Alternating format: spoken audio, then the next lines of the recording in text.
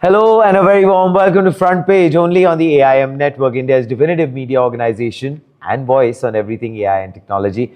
Truly a pleasure to have you all with us. A big grand welcome to all of you. But before we get into the headlines and the news that follows from there, here is something very exciting for me to share with you. Cypher 2026, IBM Bob presents Cypher 2026 in its 10th edition, which makes it bigger than ever. It is, of course, India's biggest AI summit and expo. It will take place in October of this year. The venue is KTPO, Bengaluru. And we have, of course, Mr. Pratyush Kumar, who is the co-founder of Sarvam AI, who is going to be present there as a speaker. And then, of course, we have Abhishek Upperwal. And then we have Ankush Sabarwal. I was not trying to rhyme, but these two gentlemen will be there amongst the 500 plus speakers at this wonderful marquee event. So, well, please make sure that you shall be at IBM Bob Presents Cypher 2026. And now, here are the headlines. OpenAI pauses development on its unreleased model over critical risk concerns while simultaneously disbanding key internal safety units ahead of a $40 billion IPO. C-DAC's 108-qubit quantum computing facility in Electronic City, Bengaluru, is nearing launch, with infrastructure already complete as India advances parallel quantum computing and communication tracks under its national quantum mission. Swiss private bank Julius Baer leases 74,037 square feet in Mumbai for 102.6 crore rupees to expand its GCC, while servicing rich Indian clients from offshore desks. Samsung opens a Pune HVAC plant via FläktGroup to target India's expanding AI data center cooling market against rivals Blue Star and Voltas. Murf AI co-founder Sneha Roy will soon join Front Page exclusively live to discuss Falcon 2, their cost-effective voice model challenging ElevenLabs with India-led engineering.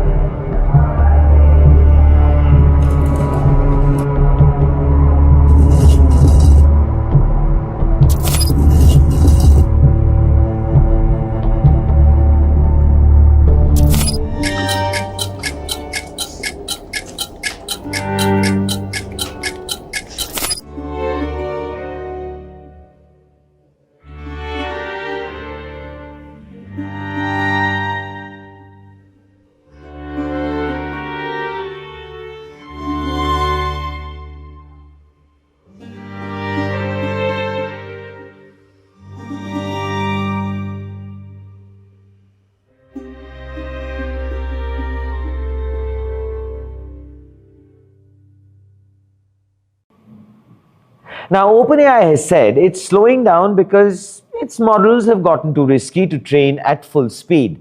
It didn't mention that the team built to catch that exact risk was actually dismantled weeks earlier.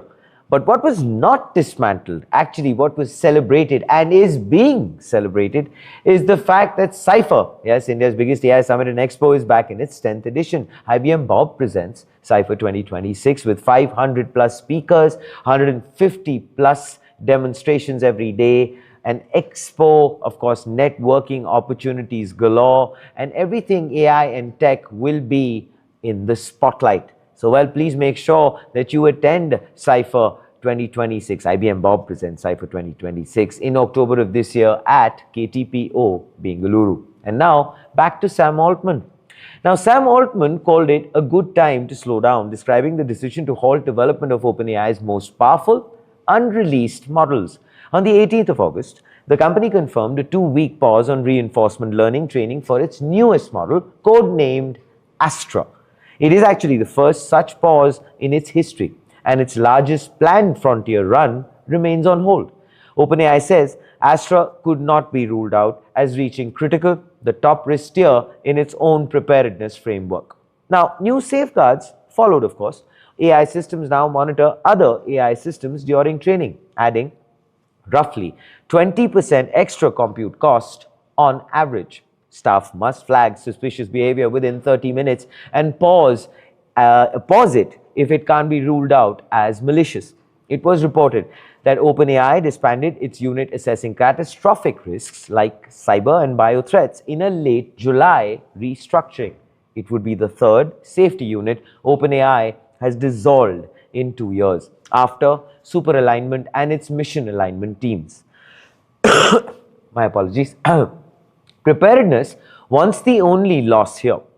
Around this 24th of July this year, head of safety systems Johannes Hedick left as OpenAI folded safety reporting into its research division. He was actually the 6th senior safety leader to exit in just 2 years. Now, Chief Futurist Joshua Akyam and Chief Ethics Officer Chloe Bakalar departed around the same time. All this lands as OpenAI prepares for a closely watched IPO, having confidentially filed with the SEC, with enterprise revenue now overtaking consumer revenue at a run rate near $40 billion a year. OpenAI has also spent most of 2026 admitting it doesn't have enough compute, with CFO Sarah Fryer saying the company is passing on opportunities because, well, capacity just can't keep up, which then brings us to the front page take. Now, something to note here is that no outside body has confirmed Astra's critical rating. It was done by OpenAI's own framework and applied by OpenAI. Furthermore, it was disclosed on OpenAI's own timeline, and the team once responsible for making that call has just been folded away just days before the public was asked to trust it. So when a company grades its own homework on how dangerous its product is, right after actually thinning out the people who held the pen, whose word, by the way, carries more weight, the safety statement, or is it actually a play for the balance sheet? That's a question which we try to understand and wrap our heads around. Would you probably help us doing that by going ahead and letting us know what are your thoughts in the comments below? This, ladies and gentlemen, is Front Page by the AIM Network. Like, share, subscribe, and always remember, think AI, think AIM. C-DAC is set to launch a 108-qubit quantum computing facility in Electronic City, Bengaluru. And according to C-DAC's own executive director, the civil works and computing infrastructure are already built. But what's left is honestly the formal launch itself. And not too far behind is the formal launch of Cypher 2026. Yes, it shall take place in October of this year. The venue is KTPO, Bengaluru, and IBM Bob presents Cypher 2026 with a platform that over 3 days shall expose you to 500 plus speakers, yes, luminaries in the AI and tech ecosystem, an exposition and of course demonstrations, 150 plus every day over 3 days. And of course, there is obviously going to be network opportunities. So I think if you're very serious about your AI and tech, that's an opportunity you don't want to miss, which is IBM Bob presents Cypher 2026. Now, back to, of course, C-DAC. SD Sudarshan, Executive Director of C-DAC, Bengaluru, told AIM the facility is funded by MeitY with Rigetti Computing India, a wholly owned Rigetti subsidiary, supplying the 108 qubit superconducting system on the back of an $8.4 million purchase order placed back in January. Now, in his own words on timing, and I quote, "So, in the next 2 to 3 months, you can hear a formal launch of that facility," end quote. That's Sudarshan's own estimate.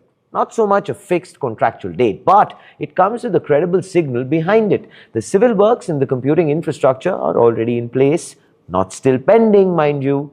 Sudarshan called it one of the larger superconducting quantum installations being developed in India.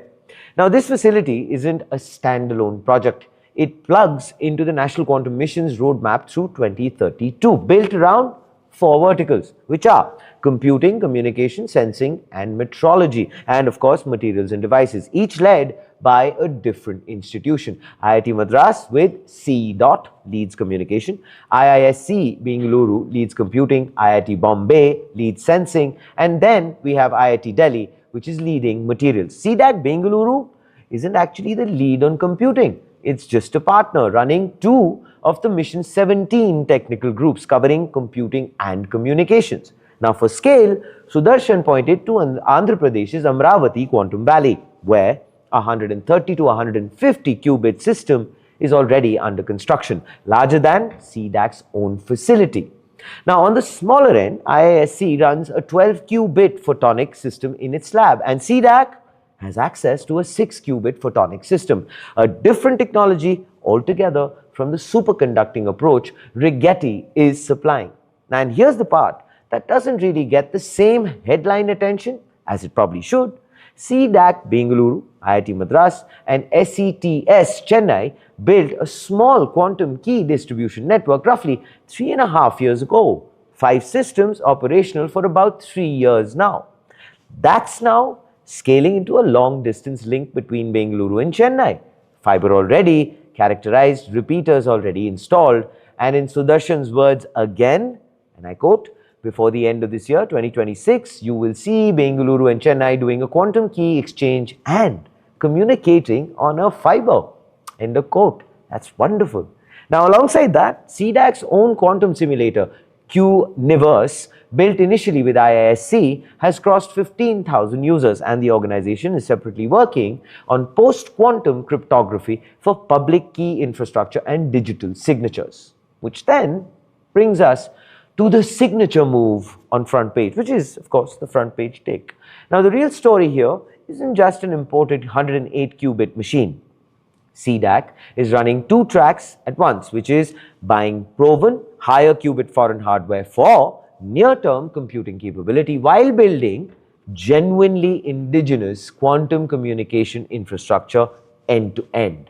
So from the QKD network to the simulator to the crypto standards. And unlike many Indian infrastructure timelines that slip for years, civil works already complete ahead of a launch is actually very real, checkable as a claim, not just an announcement date with nothing built behind it yet. Which then brings us to the question, which milestone actually lands first this year? C-DAC's 108 qubit launch or the Bengaluru Chennai quantum key exchange demonstration? Either which way, brilliant, brilliant achievements. Please do let us know what are your thoughts in the comments below. This bank has leased more office space in Mumbai than most firms would need for their entire India business. Noticeably, it isn't to manage a single rupee of Indian client money, not at all. But before I get into the details of that, Cypher 2026. Yes, IBM Bob presents Cypher 2026 is back in its 10th edition. October of this year is when it's going to take place. KTPO Bengaluru is the venue. 150 plus demonstrations every day over 3 days. 500 plus speakers. It's an expo as well. And of course, wonderful networking opportunities for all of you people who are very serious about your AI and tech. Yes, that's what IBM Bob presents Cypher 2026 brings to the table. Be at the table. And here, of course, are the rest of the details. Now, Julius Baer, Global Enterprise Services India, has leased 74,037 square feet on the 7th floor of Waterstone's Business Park in Andheri East, Mumbai, from Striton Properties. The lease began on the 1st of May 2026 for a tenure of 60 months. Monthly rent works out to, well, approximately 1.55 crore rupees or around 209 rupees per square foot with a 5% annual escalation which is built in.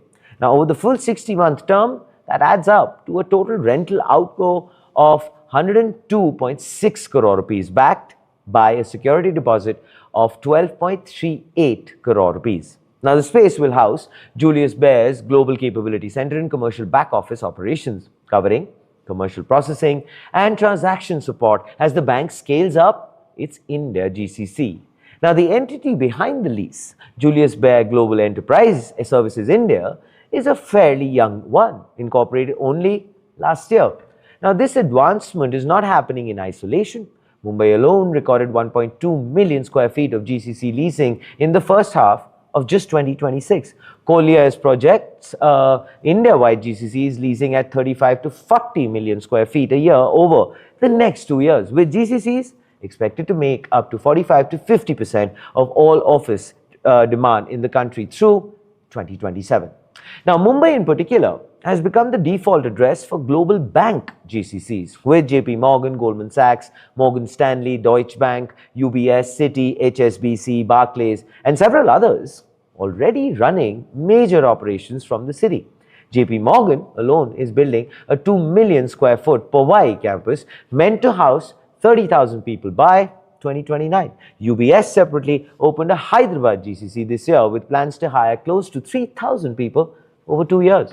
While Julius Baer builds out its Mumbai back office, its push to actually win over wealthy Indian clients has been staffed out of Dubai, where the bank recently hired senior bankers from UBS and JP Morgan to grow its business serving rich, non-resident Indians. Actually, that's the pattern across most of the industry as well.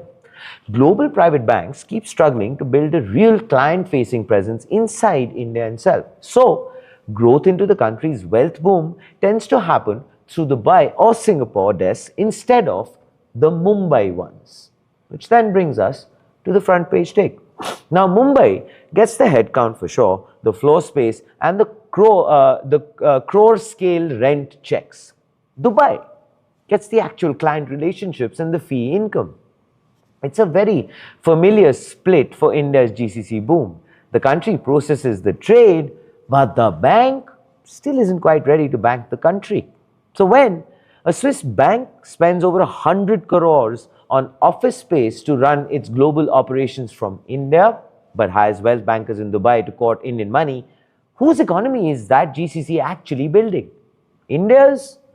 Oh well, just its own. Please do let us know what are your thoughts in the comments below. Ladies and gentlemen, it's front page by the IIM Network. Like, share, subscribe, and always remember, think AI, think AIM.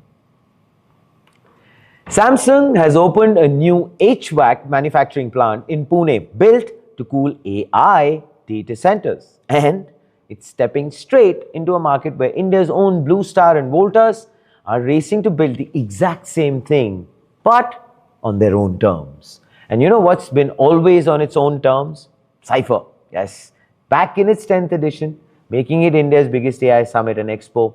IBM Bob presents Cypher 2026, which makes it bigger than ever. 500 plus speakers, yes, all luminaries from the AI and tech ecosystem. We have 150 plus demonstrations every day, over 3 days. Expo, networking opportunities, and the who's who of the AI and tech ecosystem shall be there on this one particular wonderful platform for 3 days. October of this year, venue is KTPO Bengaluru. So well, if you're very serious about your AI and tech, you know where to be. IBM Bob presents Cypher 2026. Now back to Samsung Electronics.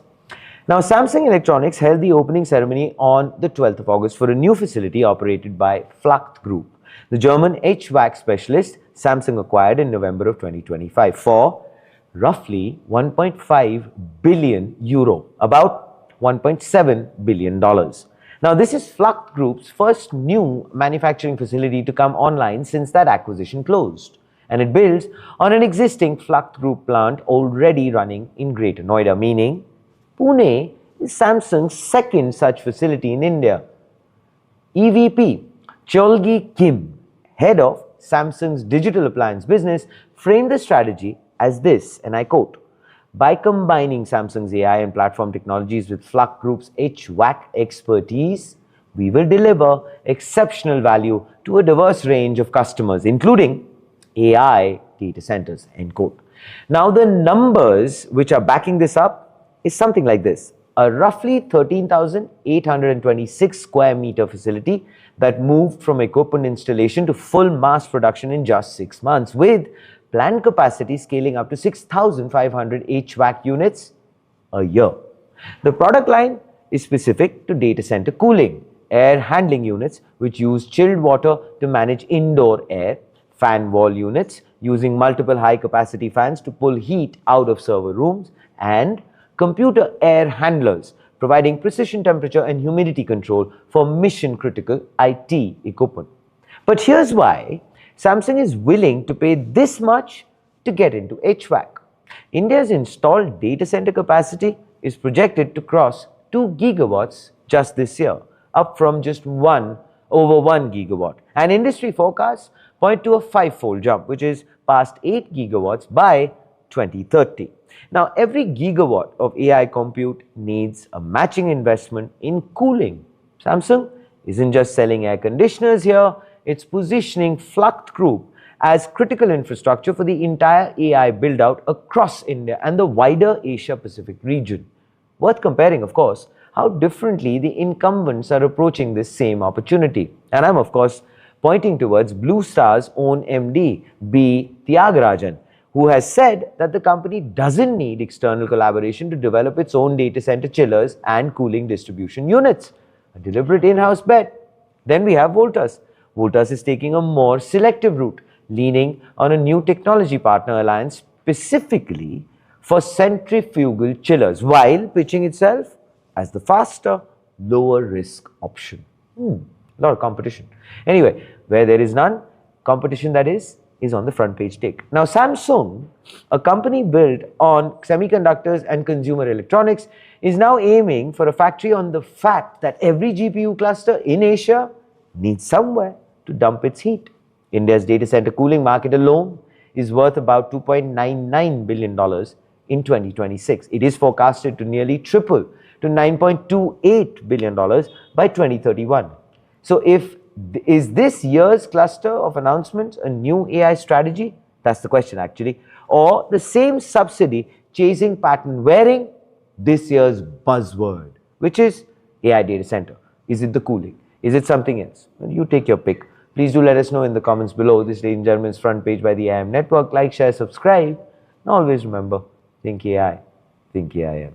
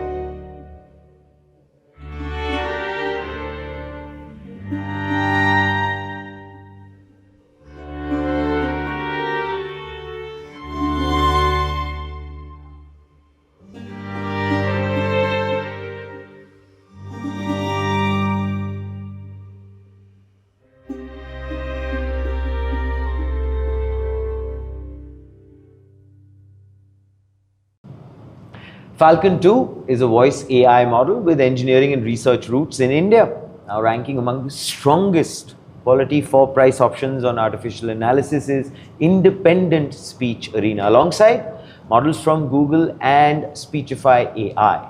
It costs a fifth of what ElevenLabs charges for a comparable minute of generated speech, and it was built by a company that's raised roughly about $11.5 million, total fraction of what its best funded rivals have.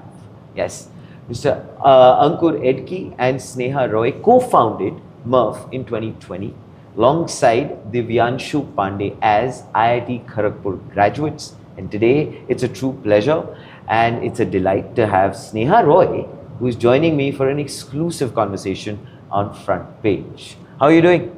Doing great. Thanks for having me on this wonderful, show wonderful to have you with us, and the fact that some fabulously exciting competitive numbers and the benchmarks, etc. and all that. We'll get into that a little later. Sure. But first, just for everyone to understand, Murf started off as a voice-over model. Correct me if I'm wrong. AI voiceovers, right? yes, yes. So if you were to go ahead and probably give us a slight understanding, Sneha, in terms of Murf, how did it go ahead and come into being, and how is Falcon 2 different from what its mother, or for that matter the real foundation was? Sure, yeah. Murf AI, it came about from the experience of me and my co-founder Ankur in slightly different perspectives. I was in marketing earlier and had done a lot of multimedia work there, so had seen sort of the pain points of scalability when you try to do a lot of like repetitive work and you have to keep recording on and on. Like we launch a city and just for adding one word you have to go back to the studio, re-record it. I always wish there was a way to just edit that like one part, but it just won't come together. Ankur was actually always, he's been a technologist all his life. He was doing some research work earlier and was exposed to what was happening with transformers and AI overall. This is, by the way, pre-ChatGPT and all that era. I think when we started there was probably like GPT-3 and AI wasn't sort of as common a conversation. Right. I think both of us felt that where things were going, speech was a space that would 100% get disrupted. I think as a user, when I heard some of the early versions of the models, I felt that was happening, and yeah, I think we felt that it was also a space that was under invested, by some of the larger labs. That's how we sort of started the company. We started off with, like you said, AI voiceovers, which was more for content creation in the early days. But over the last, I think, year or so, we have shifted our focus a lot more on conversational use cases, primarily because of the amount of momentum we're seeing in that space. And yeah, Falcon 2 is our latest launch in this space, and sort of we're very excited to have this already in sort of pilot with some of our customers. Fundamentally, from our earlier models, the biggest thing that we have optimized for and changed in this new model is latency and efficiency. It's got to be super fast at the speed a human reacts. Otherwise, it's just a giveaway that this is, a bot talking. Would you say, Sneha, that I mean, is one of the biggest challenges that, I mean, not just yourself probably, but a lot of the other competitive labs, etc., have been facing when it specifically comes to voice? Because generally, the reaction of a user, let's say me, or for that matter you, is that you tend to kind of then, kind of drop off. You say, okay, forget it, I mean, it's taking too long. Yeah, that's absolutely true. I think latency is, in my view, like one of the most important factors when it comes to actually deploying, any kind of voice agent. Because if it's going to take like 1 second to, respond every single time, it's just not going to work. When you work with any voice agent, you have a very tight budget of the STT, TTS, LLM, all of that fitting within, say, a max of 500 milliseconds or so. And the TTS only gets like 100 or max 150 millisecond budget, right? Which is where we had to fit that in. And, optimizing that with naturalness and the efficiency of cost. I think this has always been a bit of a trade-off problem in the industry, which is what we have attacked with Falcon 2. So Falcon 2 seems to be, but definitely the numbers suggest, and the fact that, the benchmarking tests, etc., seem to be putting you right in the forefront, which is fascinating. Which then brings me to this. Murf is based in Salt Lake City, right? Utah, with engineering and research teams in India. Now, the point I want to understand from you, again, let's go back to the roots of it. How much of Falcon 2 is genuinely an India story, and how much is India doing the hard work under, let's say, I don't want to say this, but I have to, under a United States flag? No, I think, we do have teams in the US as well. I would say more of our teams are in SF than in Utah, but the largest part of engineering teams are still based in India, which is where it all started. And I think there are two things where I think India played a very pivotal role in our journey, even with Falcon 2. One was the fact that, large part of the talent that went behind it was also India based. We had some collaborators in the US, of course, but that was I think, very big factor in proving the success of this.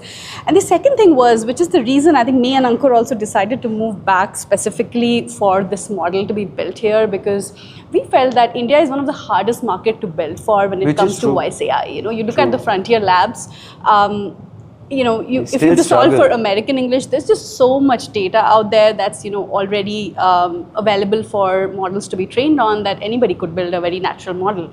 But India has very unique context of like languages. You have code mixed. I'm a Bengali, I speak Hindi. I'm married to a Maharashtrian. We words just like mingle all the time, and that is the context on which we said our models have to work. We have to work with customers here. If we can make it work for that reality, I think a Spanish English is very easier to solve for. Way easier to do. Yeah, right. So I think in that sense, it provided our research teams and our engineering teams which a much harder mandate to optimize for. While we of course build for the world, we support 35 languages globally. We kept India at the heart of our focus this time, because we genuinely believe in the potential of voice AI being like sort of super big in India, and there's just it's just a voice first economy, which is true. Would you agree with me when I say this, that India is actually the world's lab, especially when it comes to voice?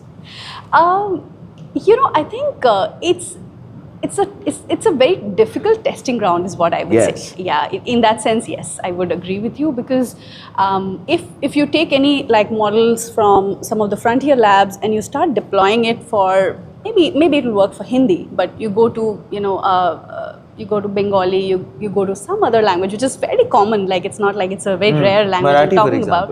Marathi, right? you'd certainly see that flavor of that this model has not been built here, or this model just doesn't, it just falls apart in the reality of India. And in that sense, I think when you start scaling it for a real enterprise use case for India, it's a lot harder, sort of to solve for. So you talked about data, Sneha. The fact that, okay, Frontier Lab, let's just for the sake of the discussion, let's understand, let's say ChatGPT, for example, is obviously conversing in Hindi. I mean, they're obviously doing it in various other languages, etc. And when they started to do it, with the kind of backing that they have, or for example, with the kind of funding, etc., and the teams that they have, etc., all that, what about the aspect of the data that you feel that, okay, wait a minute, let's say Murf has access to this data, or Falcon 2 has access to this data, maybe that is the distinguishing factor when it comes to the models? Explain it to me. Sure, Walk me through. Yeah, I mean, data is certainly an important factor. It's not the only one, I would say, when it comes to, models like Falcon 2. What we have also done is change the architecture to make context understanding and what we call linguistic understanding separate from the LLM. Why are they not being able to do it? Because fundamentally, if you look at most models developed by Frontier Labs, they would start with a LLM as your backbone. Okay. That means that your model by design starts at a 2-3 billion parameter. You're talking about a large model, which is going to be deployed on larger GPUs, which is going to cost you latency, cost you money. True. Every single time. We were building for India at the heart of the focus. And we said, hey, maybe a speech model doesn't need to understand or solve math problems. It needs to understand context, like, what am I really saying when I say these 4 words? And it needs to understand linguistics. These are the 2 main requirements, right? And of course, there's like other things, technically we call it text normalization, the formats of places, dates, addresses in India or any other geography for that matter. And we did the hard work of actually building that out into many models for each of these languages. That sort of fundamentally shifted the architecture and our ability to deliver natural speech at that kind of latency. Which is why, our naturalness scores do beat the voice models from OpenAI as an example. So I think that's been fundamental. In terms of data, the other thing that we did, which I think was quite interesting for me also as a project, was that we got we have voice artists who are our partners in the journey. They've always been with us from the beginning.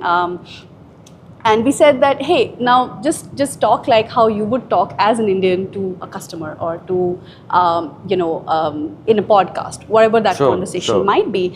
And we actually just gave them an overview and not a script this time. Earlier, we used to give them very scripted data. And this time we said, it's okay if 2 Hindi words come up in between your, when you're delivering English, or if a couple of your mother tongue words from there come up, because that's how India speaks. And we just recorded them in that very, very natural prosody and environment. That has to be done in, here. You cannot just do it like sitting in SF and just asking someone to like just record that. It won't happen. It just won't be the right essence of what you're trying to sort of solve for, right? And that data allowed us to create the ability to deliver code mix speech with very high accuracy. Nice. I think that's really the crux of that, I think, India problem. So essentially, when you just mentioned, you gave an example, which was very a valid example in terms of the way you started to kind of build the architecture as far as Falcon 2 Falcon is concerned, etc. Where you said it's not necessarily that a person has to go ahead and solve like a quantum physics problem while talking to a voice model. Fair, got your thought. But then you must have had certain pillars at the back of your mind or certain foundational perspectives saying that, okay, but it has to cater to, let's say, this diaspora. What was then that which kind of motivated you to build in terms of that? What was that? And secondly, what were the kind of challenges that you faced? Yeah, so to address the first question, the most important thing that a speech model needs to deliver is context understanding when it comes to naturalness. Of course, latency I already spoke about. It had to be a super lightweight model. That was the mandate given to the research and engineering teams. Without that, this is just not a real time. I mean, we already had models that could have worked. We didn't have to build it. The reason we rebuilt it was primarily latency was the reason. But also, I think when it comes to naturalness, what the model like really needs to get to the bottom of is what is the context in which something is being said, and how would a native person from this geography say that in that context. Okay. I think that is the real... That's the nuance. That's the nuance. Like just the same sentence delivered by an American, by somebody from the UK and somebody from India would all sound completely different. Sure. Your stress changes. I'm sure you're aware of these things more than me. And those were the subtleties that we are like really after solving, because that's the give way. When you listen to some speech that suddenly started sounding very American, it just feels like this isn't a person from XYZ brand's customer support that I'm talking to, right? And many of these bots are being deployed for use cases like customer support, for sales, where the interaction is quite, I would say, it's quite intimate in the sense that it's.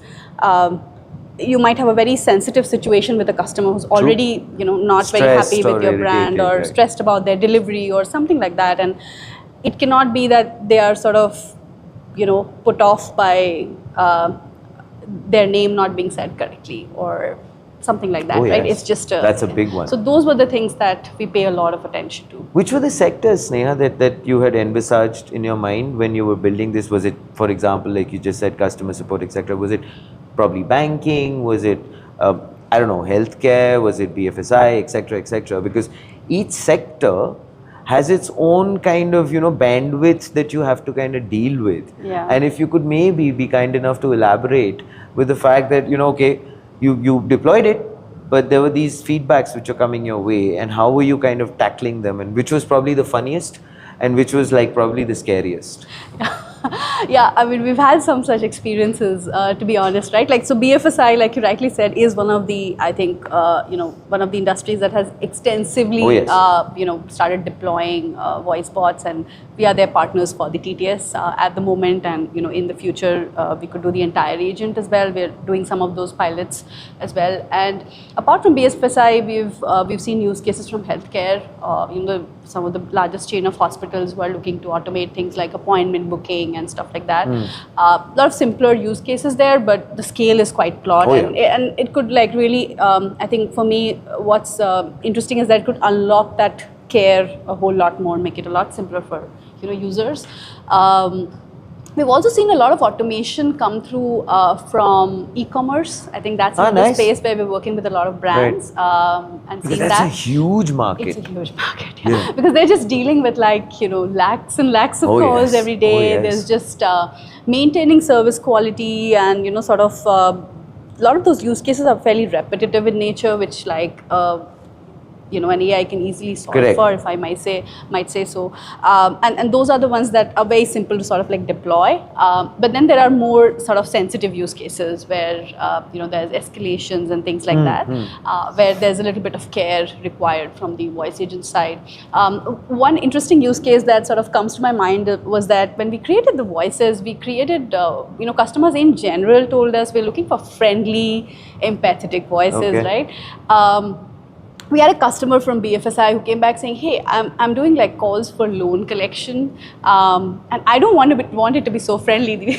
If my customer hasn't paid up, please paise de do. That just doesn't work. You need to sound a lot more like authoritative, or a voice that would. That's funny. That is funny. And that was interesting, because I had to like go back to the artist and say, hey, this is great, we've done a great voice, but for this, they love your voice, but they want you to sound a little bit more like you're collecting money. Hey, how may I help you today, right? So that was an interesting one for us. The other one where I think empathy becomes very interesting is actually healthcare. For sure. There's, I think it's a very complex,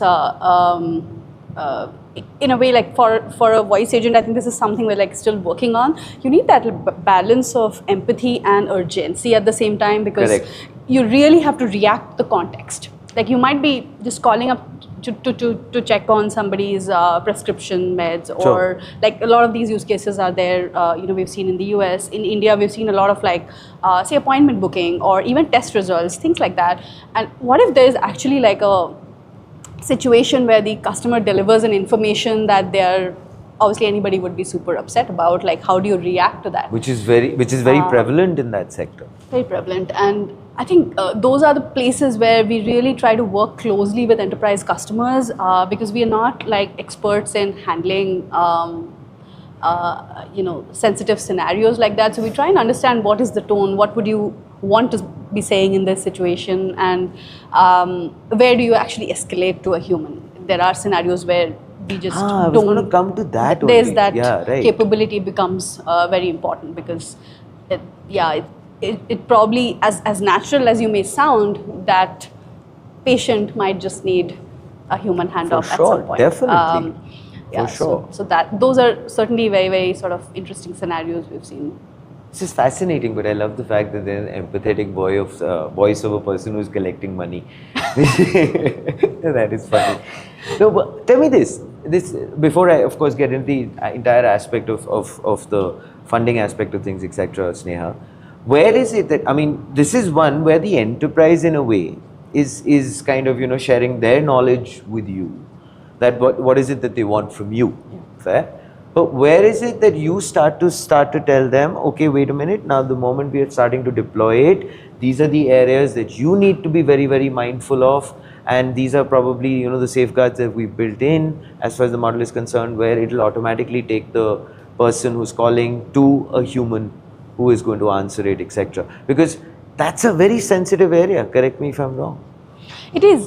So in the context of Falcon 2, it is a text-to-speech model, and that awareness is typically built into the model of the voice agent, not Falcon 2. So it's not technically built into Falcon 2. Okay. But we build these safeguards. There are other things like what if the user actually, when we build the entire voice agent for customers, we try and be sort of these kind of scenarios where things will escalate. These are all built into the sort of prompt that we give to the LLM that's there in between.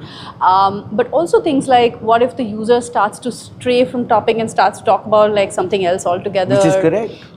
Or has a feedback or wants to talk about something that this specific bot is not capable of engaging on. That's where a swarm of bots are typically created. If for any company there would be multiple and there would be a handoff. At some point there would be a human handoff if none of these are able to sort of I would say positively satisfy the user. Of course, out of context questions are like those Fair are enough. sometimes have to be handled. Because that is something that comes to my mind. See, I'll tell you where I'm coming from. So imagine, let's say, a banking sector, right? I'm applying for a loan, I'm having a conversation, and I'm filling out a form, and randomly, because I'm excited, I need the money, so I randomly ask a question: how, based on my, let's say, filling out the form, etc., and all of those factors, how likely am I supposed to get the loan? Yeah. Now, what if the bot turns around and answers me saying, yes, you got like a 95% sort of chance, etc. Suddenly I am excited, I'm, distributing laddus in the society and saying, yes, I got the loan. And then the human comes back and tells me, wait a minute. So then I'm at war with the bank. What do you do then? These are very, very important safeguards. Things like not commenting on whether or not an approval went through, even things like interest rates. Correct. So these are actually built into the logic that there are like different kinds of responses that the bot is trained to give them depending on the context of the question, but it's not essentially meant to address these questions. Aspects. And I'm sure that would be a work in progress, Sneha, because we generally as humanity are very creative to keep throwing problems. You're right. Am I right? You're right. I think one of the things that we're in fact building onto for our voice agent product is a continuous feedback loop, which is almost like, in real time, we keep capturing that feedback. We, of course, take the consent of the customer that if you're okay with us implementing this change, these are the recommended sort of changes. Because we believe that when it comes to actual voice agents, that is going to be the number one thing moving that innovation forward. I think in a way, like you rightly said, customers are always creative. Every time you have a caller, they're going to do something new that your bot probably wasn't prepared or was like fully able to handle. And how do you do that better next time, right? Some of that is now possible through the LLMs itself. So there's like an LLM and there's a judge LLM, and so we implement that entire loop so that continuous improvement is, we call it voice agents that get better every day. That's the goal that we want to achieve. Which makes sense, because I mean that would be required, especially with the kind of exposure that these sectors have. So yeah, makes sense. Which then brings me to this. Murf says Falcon 2 costs a fifth of ElevenLabs comparable pricing, as I mentioned. So well done on that. Thank you. Now, what does that price gap actually, in a way, display to all the users, etc., Sneha? And what becomes possible at that cost that, let's say, wasn't really possible beforehand? Yeah, I think, firstly, we are at roughly about 1 cent a minute. That's like roughly about less than a rupee per minute, or like 800 characters or so is what it sort of comes down to. And that's just the shelf pricing based on actual commitments that we get. We're also able to offer a slightly better price if needed for sort of larger use cases. What that actually unlocks for customers, in geographies like India and some other parts of Asia also, is we see that there's been this long debate of whether when you replace sort of like a very conventional solution set up with AI, do you actually end up saving money as well, right? It's not the only reason to deploy, but it is one reason. And I think that sort of brings us Is that a very big reason, or is also efficiency of workflow? Yes, it's not. I would say the way we think about this is that it cannot be more expensive than that. Yeah, fair. Right? Because then you're talking about sort of moving up the value chain without delivering sort of new context. Sure. It's the same context that was Logic. being solved by, say, someone. And escalations could maybe in here or there could still be handled by humans, but they could probably then spend that time improving the agents or delivering a lot of that sort of more premium experience when the need is there, right? And a lot of that primary level automation has to be done with AI, which meant that it has to be met. And if you look at the prices of a voice agent prior to Falcon or Falcon 2, you'd see that some of the frontier models today, they consume about 25 to 60% depending on your scale of the actual full voice agent cost. And builders who are building voice agents using these tedious tools, they have to pay that premium in the sense because voice is ultimately what the customer is going to hear. So if it's not good, your voice agent is no good. If it's a giveaway that, hey, this is a robot, it's just not going to work. So we said naturalness is not something you can compromise on, but this price and latency has to be optimized. And yeah, like I was describing earlier, the way we did that is shrink the size, make it smaller, deploy it on actual commodity GPUs, which are lesser expensive than some of the H100s and so on that some of the larger models use today. That makes a lot of different use cases, even things like outbound calling at scale and all of that, certainly possible. Correct. So the moment, let's say, in terms of the cost and latency factor, I want to understand this from you, Sneha. A lot of the sectors, right, which tend to kind of go ahead, there are lots of times very subliminal messages which are coming through your customers, for example. So was that also a very, very major point, apart from obviously the competition, but was that also a very major driving force for you to kind of, with Falcon to get into that entire groove of the latency and cost thing? Yeah, I think we were always a speech research company. We were building models, and there were customers who were trying to use our, creative model for conversational AI. Nice. And they came back saying, hey, can you make this faster? This works great, but it's too slow. And we said, hey, just hold on. What are you trying to do? Why do you need a faster model? And then we realized they're trying to deploy that in voice agents. And we said, no. Very encouraging. That's great, but don't do this because your bots are not going to work. And in all honesty, our previous models were super slow because they were not meant to deliver real-time latency. And then we said, no, we got to solve this in entirety. We can't just make our older model faster. Could have done that, but then we would have left some of the other problems like cost and efficiency still on the table for us to solve. So we said, hey, we're going to build a new one which is going to solve for this. And we've had customers who are actually using our earlier Gen 2 for that, and now switching to Falcon because now that's obviously faster. And in some ways for conversational use cases, I would also say that the naturalness score of our new model is higher. Okay. I want to ask you this. Slightly tricky question, since we mentioned ElevenLabs. You remember, right? I mean, the Prime Minister's speech was translated through via ElevenLabs, etc. Yeah. How did that make you feel? Because at the end of the day, we talk about sovereignty in a big way, no? Yeah. But when it comes down to the actual usage of it, would have been nice, no? Of course, yeah. No, in all honesty, it was a bummer to see a non-Indian company, had it not Bang been on. us, but any other Anybody company that was else. based here, building out of here, Correct.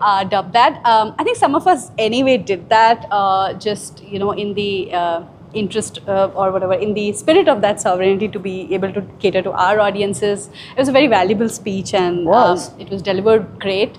But yeah, we would have certainly loved to be the partner there, and hopefully it will change in the future, with that focus on that sovereign charter of AI in India growing. Which kind of brings me to that. Why do you think, one, there probably has been, let's say, a gap as far as the adoption is concerned of sovereign models, etc., Sneha, and you obviously are hopeful, and so am I, to be honest, that gap is filled as we move forward. What are your thoughts on that?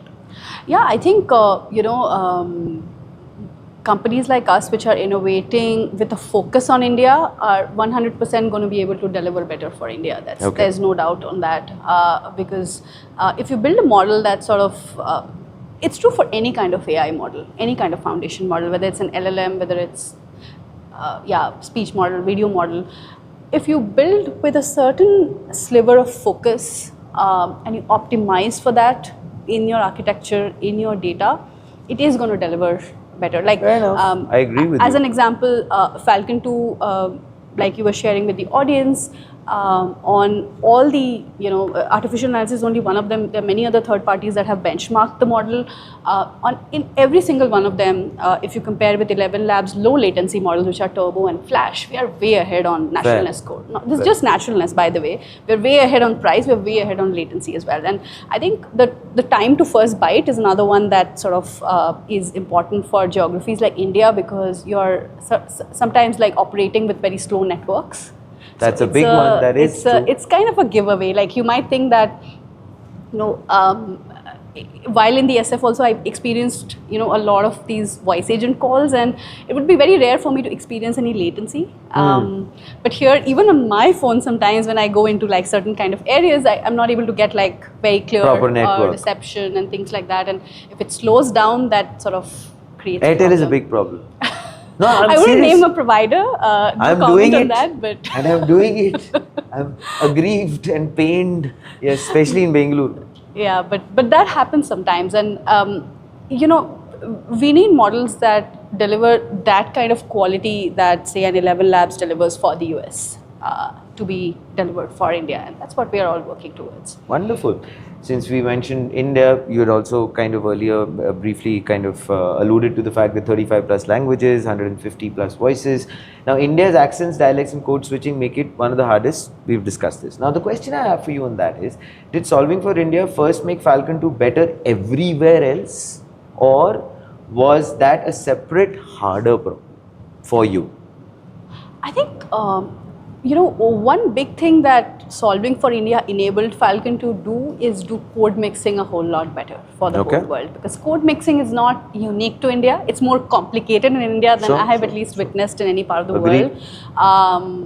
But even in the EU, we have customers who have use cases of like French, English, and in the US, also there are like I would say parts of the US where we see Spanish and English words being used quite interchangeably. You're absolutely right. And delivering that accurately has always been a priority, right? So in that sense, I would say it did help build in our a big models. way because of the code mixing aspect. Yeah. And I'm sure it will. Imagine somebody speaking in English coming from the north vis-a-vis the west, vis-a-vis the east, the south, and then their local mixes, etc. And then a Texan accent to crack then becomes so easy to do. Anyway, which then brings me to this.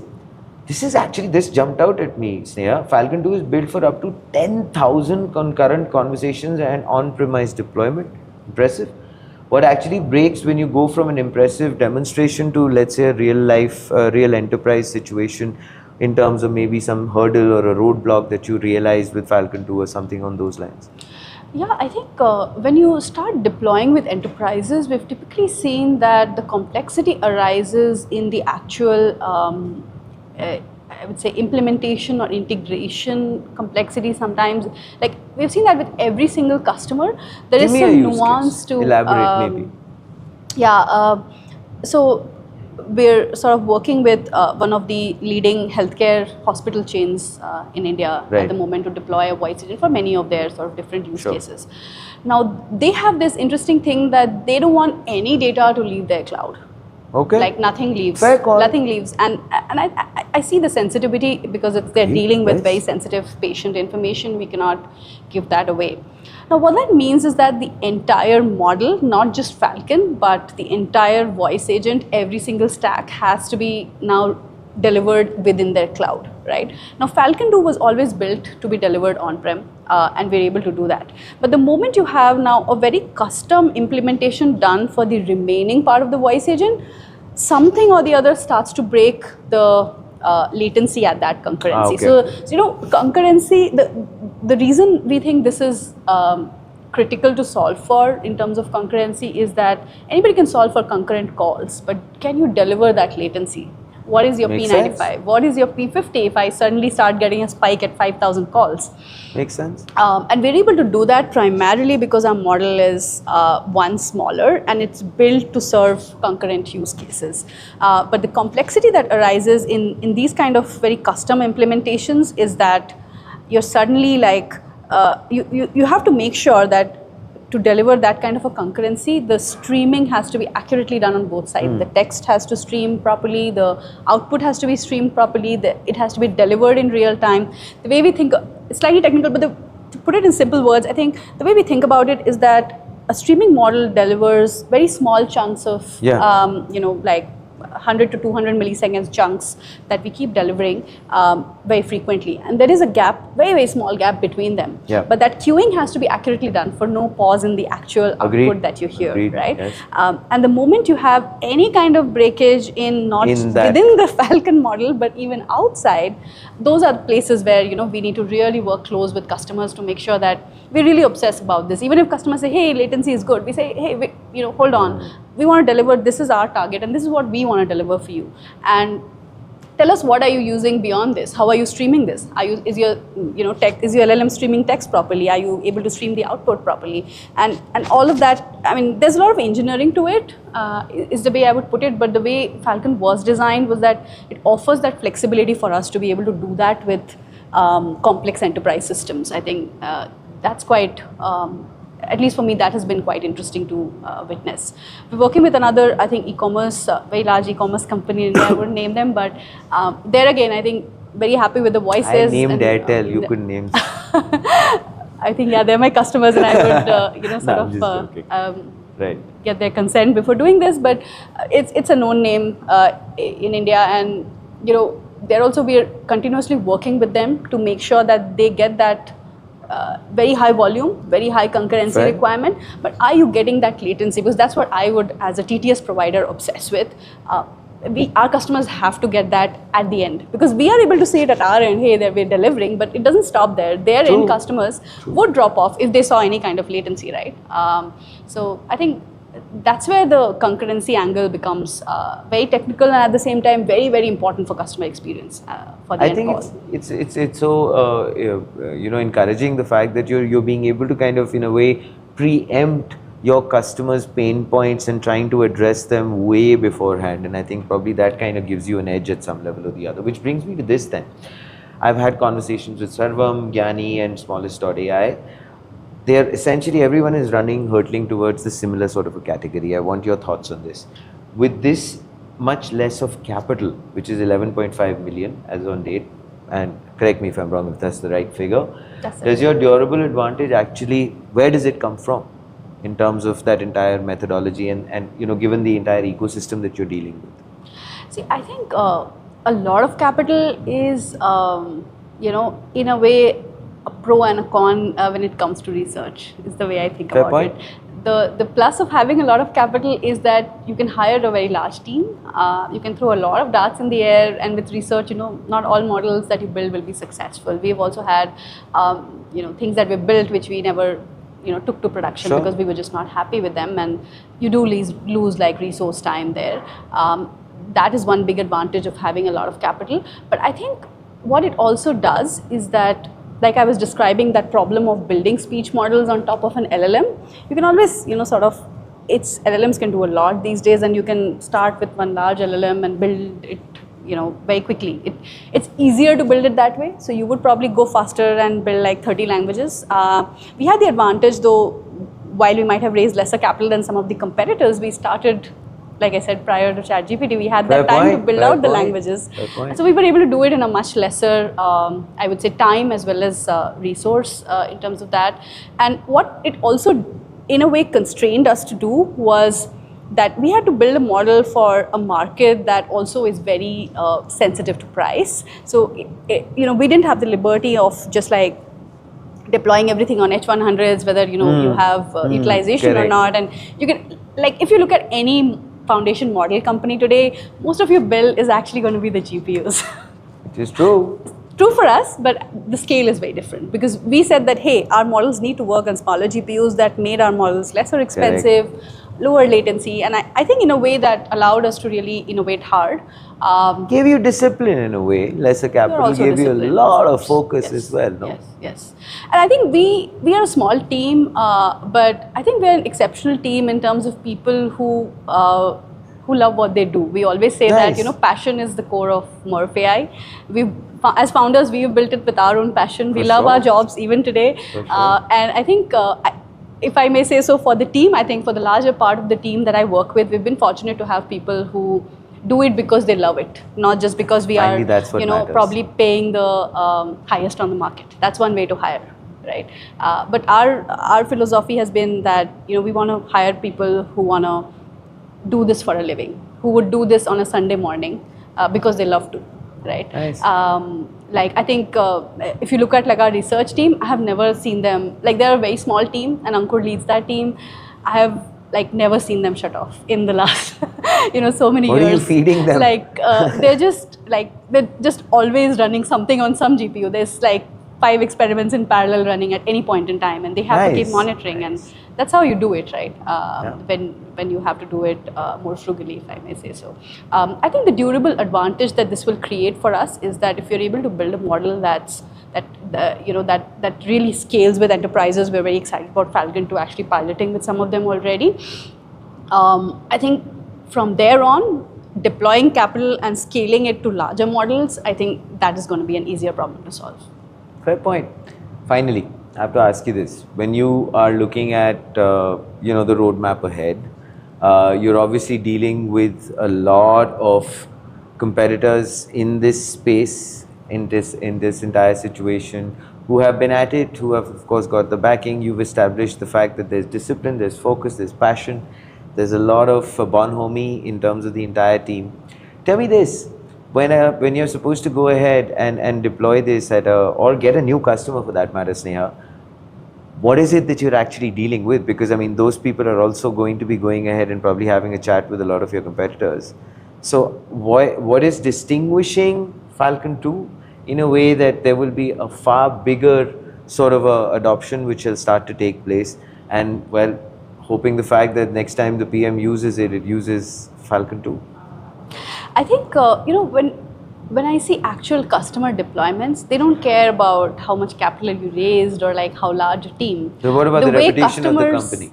Yeah, I think we've had some reputation in this space which has been, quite positive. I think at least on the content creation side, we have, 350 plus enterprise customers already globally working with us. That helps us actually go deeper into some of their use cases. But I think the way I have seen is that with every single customer, they run A/B tests. Every customer is going to test the model on end outcome.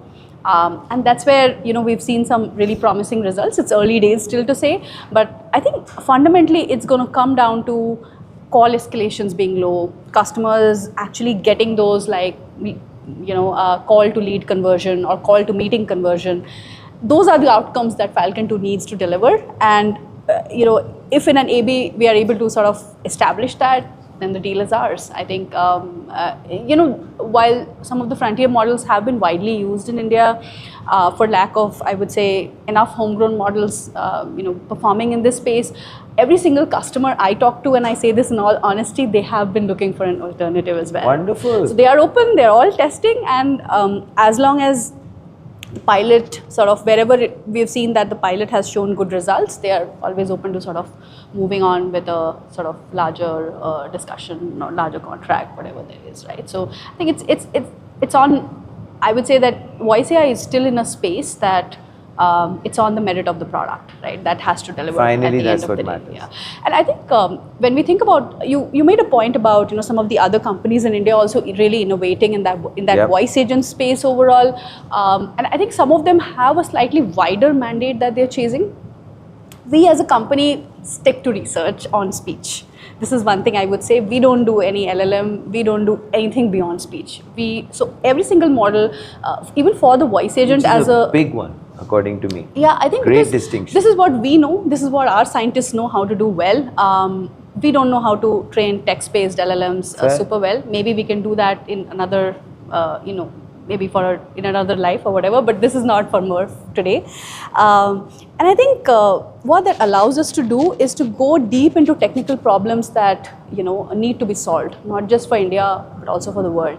As simple as, when you actually start deploying a voice agent, the first roadblock sometimes is that, hey, I'm going to be talking to all these delivery partners who are out on road, and they're going to be talking in the middle of a lot of chatter around. And how do you get a voice activity detection model, we call it a VAD, which is 100% accurate? It's not going to detect like that neighbor's, the person who's standing next to him on the bike, and what is he saying? Probably having a conversation with somebody else. Yeah, or like my baby wailing in the background, and maybe that's a simpler problem to solve, but it does bring us really close to solving those fundamental models for solving voice agents. I think that's what we are really interested in solving.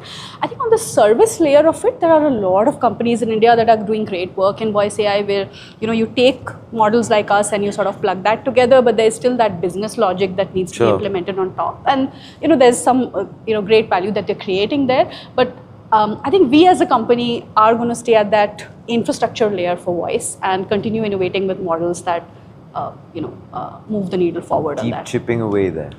Fabulous. Sneha, it's been a true pleasure having you with us on Front Page, and the fact that truly encouraging and inspirational to see that it's a dream that has come to reality for all of you people who started this prior to the ChatGPT days, and you've done wonderfully well. And of course, this is wishing you all of the luck. And as we keep going along, I'd love for you to come back for another conversation as the next milestone is reached. Sure. Thank you so much for having me over on the show today. And it's been a pleasure interacting with you and all your insightful questions. And would look forward to being back and reporting more on what we've learned from the industry in time. Wonderful. Thank you so much. There you have it, ladies and gentlemen.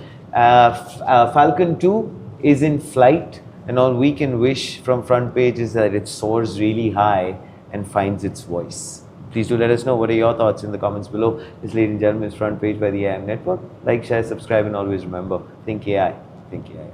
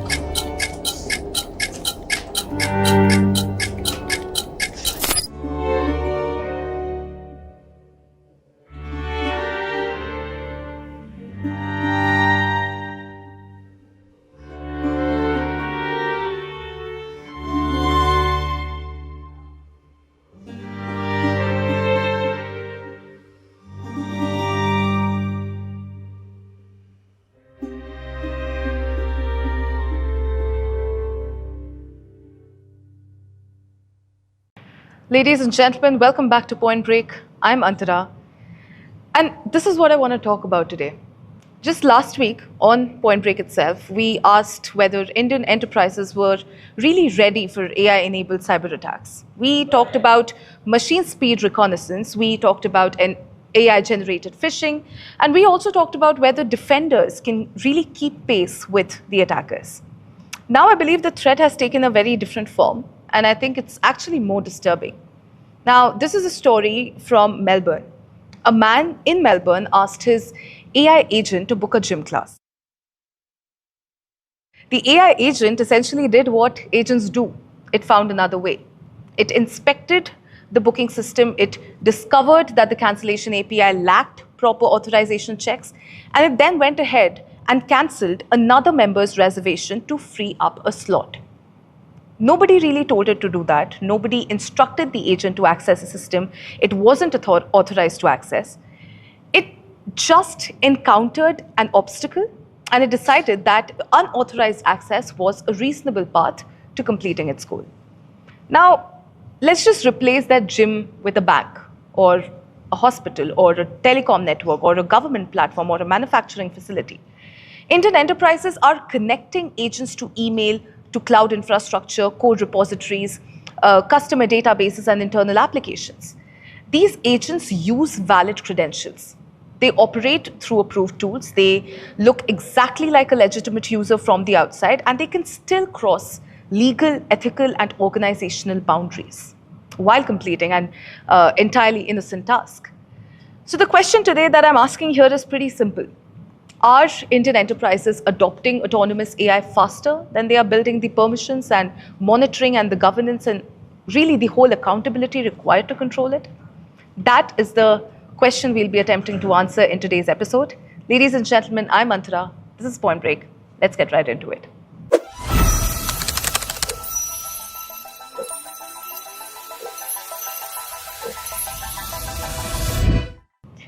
I have two people with me today who I would say live and breathe this problem from very different sides. Manish Sehgal is a partner with the risk advisory practice at Deloitte India. He's an LSE alumnus with a master's in computers and extensive experience across cyber risk, across privacy, data protection, and regulatory compliance. He, in fact, advises some of India's largest enterprises on exactly the question that we are asking today. Manish, it's really, really good to have you here on Point Break. Welcome. Thank you so much.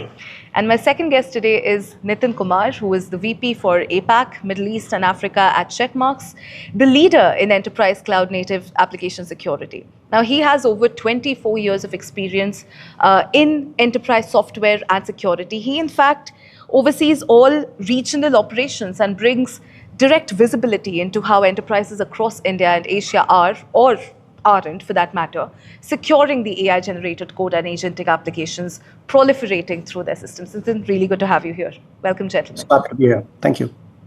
All right, let's just directly start with the Melbourne gym story here, because I think while it did get its laughs, it did get its clicks, I also think at the same time it is the most useful, I would say, frame for everything that we are going to discuss today.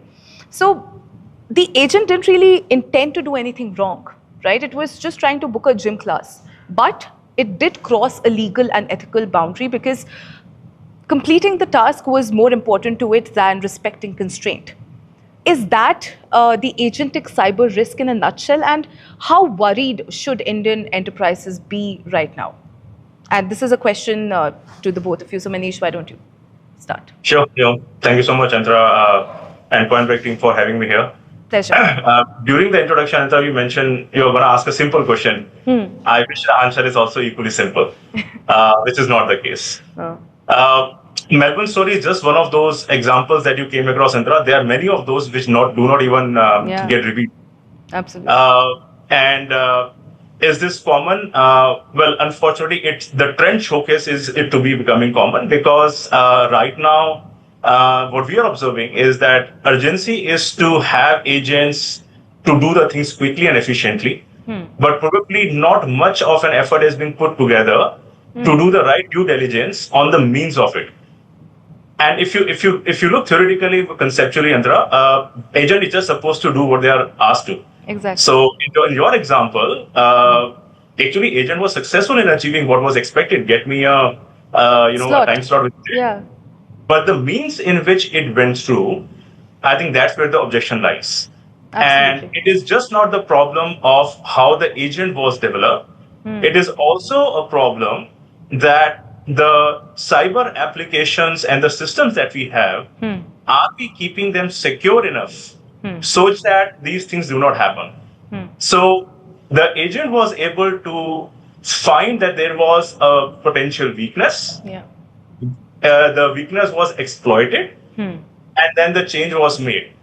Probably, had the application itself was grounded with the right principles, which may not have left any such weakness open, even if agent wanted, maybe that would not have happened. So it's like a handshake on both sides, Andra, right? Of course, agent was trying, but then there was enough open doors for the agent to make it happen and do it. So for me, the answer lies on both. Both have to be looked into. And before I hand over to Nitin, you mentioned a good point that is this within the right legal and legitimate boundaries?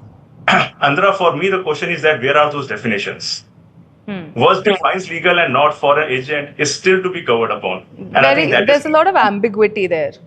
There's a lot of ambiguity, though there are provisions, regulations coming up, but I think the whole effort has to be put across that this is the limit which has not to be crossed till the time. Absolutely. The human check which says yes or no, because that is where the legal or legitimacy check may be done before things proceed. That's my opening remark, but over to you, Nitin.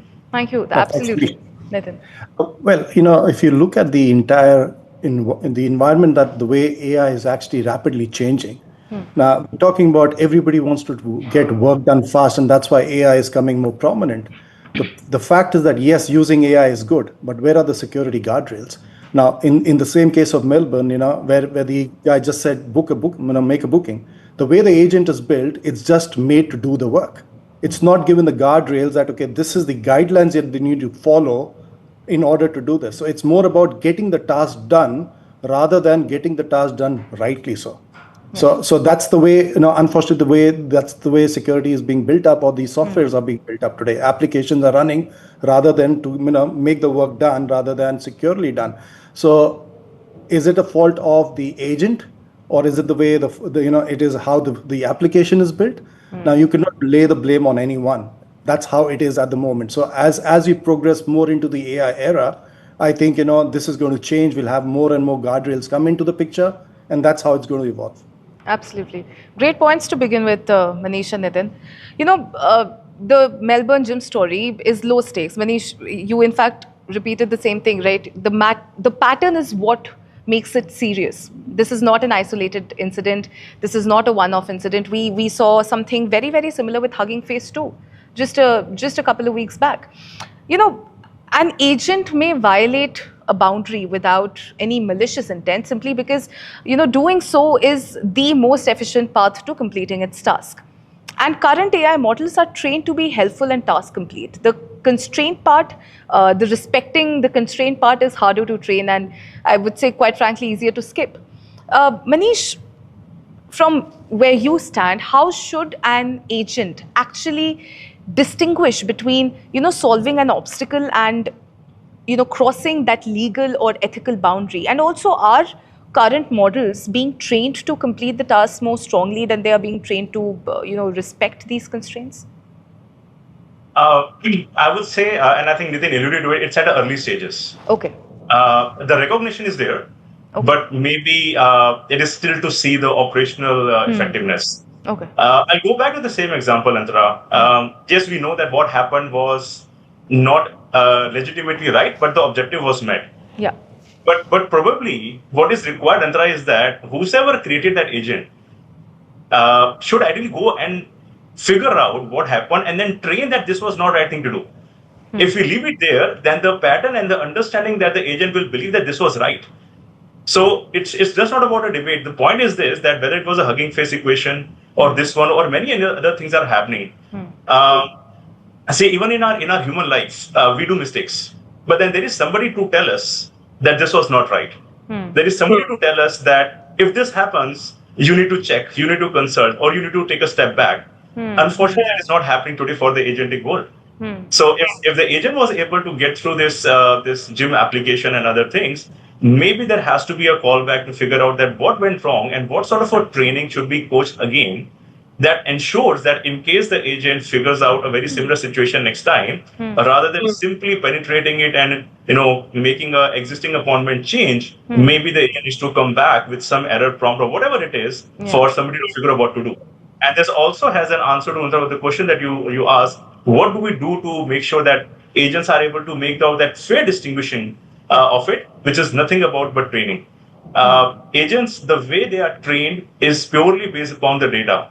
Now, if the data, what we call it, has a poison data sets, or if the data that is being provided to train, if they have patterns which are not clearly articulating these dimensions, very likely the outcome is going to be the same.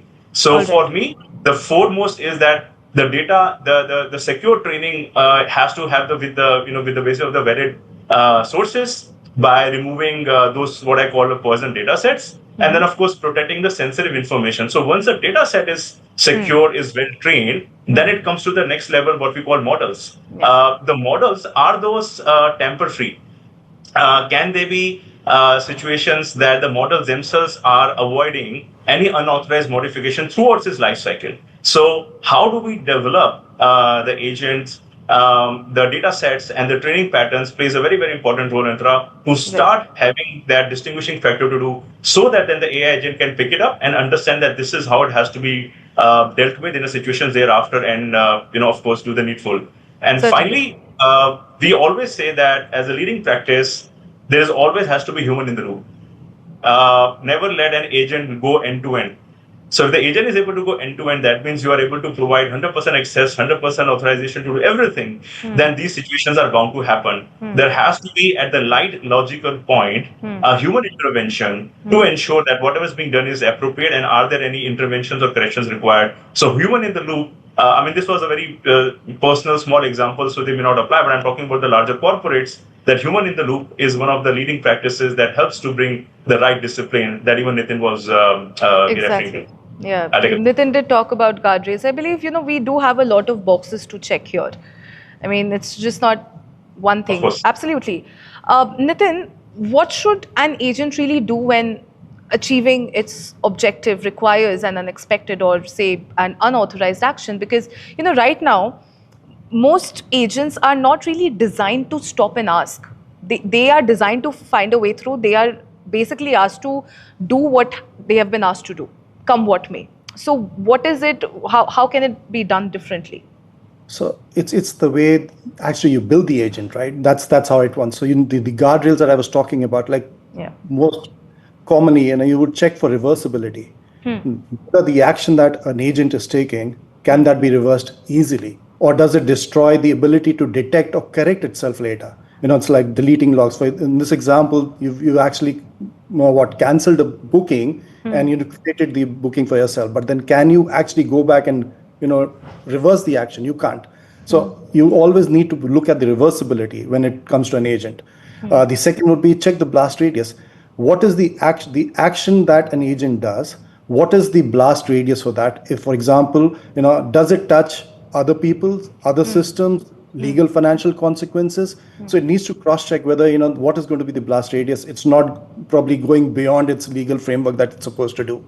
The other one would be like, what is the actual work it's supposed to do? Is it, why does that, if there's an obstacle it's coming across, why does that obstacle exist? Is it a generic friction, a bug, or maybe a slow process? Or is it a deliberate gate, maybe a permission, scope, approval, legal, that is put in place specifically to stop any type of action that maybe an agent is trying to do? So it really boils down to actually how you are actually building the AI agents to go about doing the job. Absolutely, Nitin. I do have a follow-up question for you as well, Nitin. Would you say that the companies can reliably predict how agents will behave in situations that designers never anticipated? And, if the answer is no, what does that mean for how Indian enterprises should be deploying agents right now? You don't have a straightforward answer because at the end of the day, the way AI is evolving, you just cannot specifically say that this is not going to happen. Now, if you take the example of the Melbourne gym, it was never anticipated that an agent can do such thing like this because we don't think that way. So the real fact is that, whenever you're incorporating AI agents, you need to secure it right from the start. Security cannot be an aftermath. It cannot be an afterthought. So when you start coding, for example, you need to put security right there. Today, earlier we were talking about maybe using AI agents for coding, an experimental stage right at the end. But if you look at today, we did a survey about, I think 45% of the code today is being written by AI agents. This was 2025. As you move into 2026, it's going much further.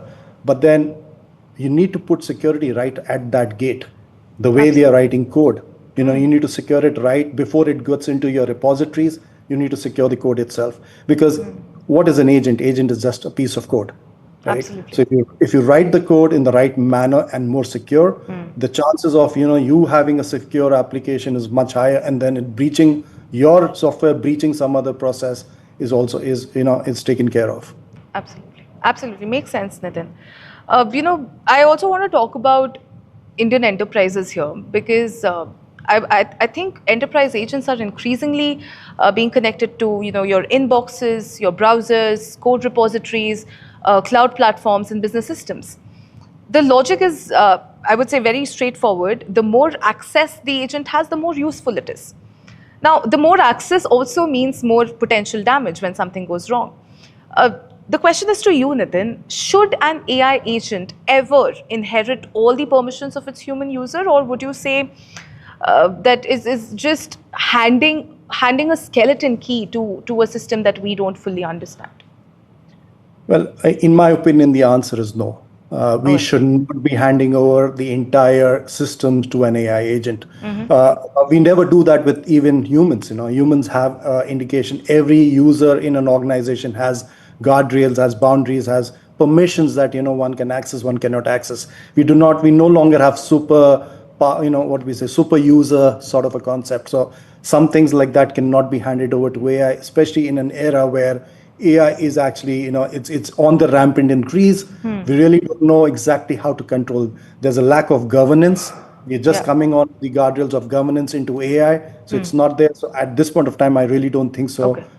AI, should be given free usage. And as Manish rightly said, you always need to have the human in the loop. Certainly. So key decisions, you have to have it going back to the human. Absolutely. Thank you for that, Nitin. Manish, which actions would you say should always, require that explicit human approval, no matter how capable the agent is? Because, like Nitin was also saying, like you have said, there has to be a line somewhere. And honestly, I'm not sure whether most Indian enterprises have drawn that line yet. So, Antara, the topic of AI agent may be new, but the ways to handle are still traditional. Okay. I'll give an example. In our today's corporate world, do we have people who prepare a check, signs the check, issues the check, and gets the payment out? Do we have one person? Answer is no. I'm talking about human world. We are not overthinking, right? The same principle applies here. So when you have got an AI who is helping you to do end-to-end, those have to be role-based. When we have role-based access for people in our corporations, given the role, given the designation, given the seniority, those basic principles already prevail. It's just that we are not able to bring those learnings and deploy into our AI world. Why would I need to have an AI who can help make a payment to a vendor or a partner end-to-end when we don't do that in the human world? There is somebody who will see what the invoice is. There is somebody who will check whether the invoice is legitimate. There is somebody who will, let's say, do a first level check. There is somebody who will do second level check. And finally, before the payment is made, there will be some person who do a reconciliation. So, this is an answer to your question. This is what we are doing right now. Why we are not able to adapt into our AI world? Because there is always a saying, convenience over security or security over convenience. It's ultimate convenience. You can have somebody who can do things end to end, and maybe the probability is that they will be much more efficient because agents will not take a holiday, they will not go on a sick leave, they will not have any celebrations to make. They will be very, very super efficient. But at what cost? So for me, answer still lies in our current ways of working. If you are able to do it effectively, when we have what we call segregation of duties, which means that two duties should not conflict and there should not be any pass through between the two roles. The same principle applies here. All right. Interesting, Manish. Manish, also, would you say that existing identity and access management systems actually govern autonomous agents, or were they designed for humans and are just being stretched far beyond what they were actually built for? Of course, they were planned for humans because that's how the thing started. But again, maybe I answered your question even before you asked. The principle still applies that you have got to have unique identities, you have got to have unique roles, you need to have unique access against each of the role so that the accountability can be addressed, so that stealing from what Nitin said, the reversibility can be accessed. So in today's environment, if something goes wrong, there are logs which are maintained. Logs have a very clear distinction of the timestamp of the individual who did it, maybe to an extent to what the work was done. Because there is a unique identity, the unique role, the unique access which have been given. We have to just adopt the same when we are talking about agents. Agent can be great execution help, but let that limit to the situation where we require them not to make those material judgments or the final executions. That's where the answer lies for us. Understood. Nitin, I believe Checkmarks works on an application security at the code and platform level, right? What does proper agent identity and authority really look like? And also, should every consequential agent action carry that verifiable identity and authority and that purpose? The answer to that is clearly yes, because as I said, there is always got to be that element of reversibility. An agent is treated like a human. Like when we look at application security, we do not differentiate between code which is written by a human or written by an AI, by an AI agent. So in that manner, an AI agent can do what it's been told, but how it does that is more important. So every time an agent actually writes code, we actually try to secure it right at the point where it is generated, rather than putting it into the production unit. So the scope of AI generated code is actually amplifying the security problem. We found that most of the developers that we talk to, or the engineering teams we talk to, they are saying AI generated code gives 70% more vulnerabilities into the system. So the rate of vulnerabilities, the way they're coming into the system, is far greater than the remediation part of it. So it's generating more problems than rather solving the problem. All right, certainly. Thank you for that, Nitin. I want to pivot the conversation here slightly. AI coding tools now allow non-technical employees also to build applications without really going through that, I would say, conventional development and security or procurement processes. So essentially, someone, say in finance or someone in HR can connect an AI tool to enterprise data. They can really build something that actually works and they can deploy it, all without the security or engineering knowing it exists. Now that is shadow IT, but at a speed and scale that shadow IT has never had before. Nitin, the question here is to you. Should employees be permitted to connect enterprise data to AI-built applications without that approval from security or engineering teams? See, the question is not that simple whether they're allowed or not. In today's world, you can put guardrails and all that stuff, but people inherently will use AI or are using AI at any level. So it's like, if I'm a developer, I do not have access to something, but I need to get something done. I will use my personal account and get the work done and put the data across. Today, we are seeing code being written not only by developers, even business users have started putting code on that, right? And that's where, governing the entire AI environment becomes more important. It is so difficult in today's time when you're looking at a corporate at an enterprise level to actually find out what AI is being used, where to what, because AI is used everywhere, whether it's on code, whether it's on, your APIs or, anything that you're doing. So that's why specifically we've come up with something called the AI bomb that gives you an enterprise level, scan of where is your AI, present, at what level is AI and what is it that AI is supposed to do. So it's very important that, we need to know what AI is existing in the environment. It is difficult to control it. You cannot control users from not to use AI. It becomes very difficult because if you're telling them to do a task in time, people want to get it fast. It need to get it done fast. And I think that's where AI helps. But then you need to have checks and balances at every point. Absolutely. Absolutely, Nitin. And Nitin, while you have already touched upon this point prior to this question, I would still like to ask this again because I think it's a very, very pertinent point. Where does the buck stop?